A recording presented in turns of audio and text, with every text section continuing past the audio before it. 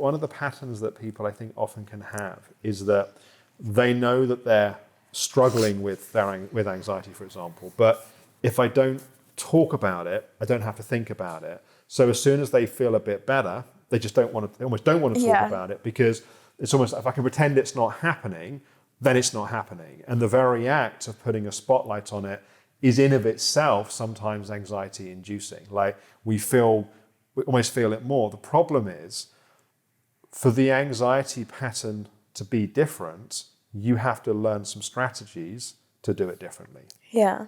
Yeah. And as we talked about last time, you've got some strategies that you use, and those strategies help some of the time, but you just need better strategies, and you probably need more options in terms of strategies. Yeah. It sounds like, though, when you get to that place of low mood, there's also a place of not wanting to talk about it. Is that also right? So it's almost when things are better, you don't want to talk about it, but also when things are bad. Talk me through what happens in that, when you're in that place where you're particularly low. It sounds like there was just no sort of motivation to do anything. Yeah, I just either just like kept napping, or I would just try and give myself things to do where I knew like I wouldn't have to, do anything that would make me really anxious. So like, I wouldn't go and meet my friends because that involved like getting on a train or something.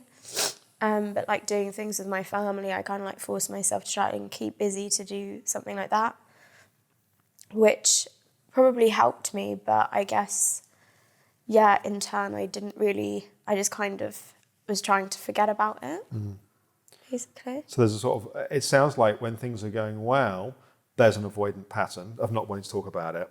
And when things are going badly, there's an avoidant pattern of not wanting to talk about it. Yeah. Yeah.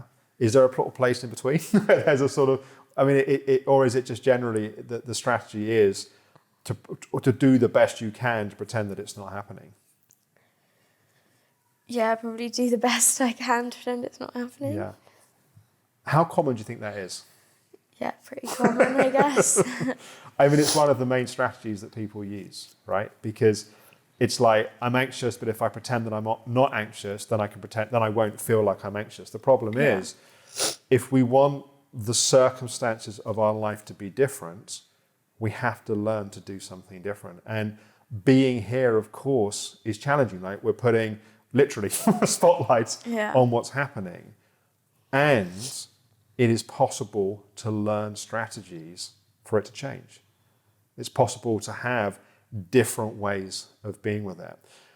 It takes a certain amount of courage, in a sense, in the short term, but also a certain amount of just, fuck it, I've had enough of things being like this, and I'm going to do what it takes to give a chance to things being different.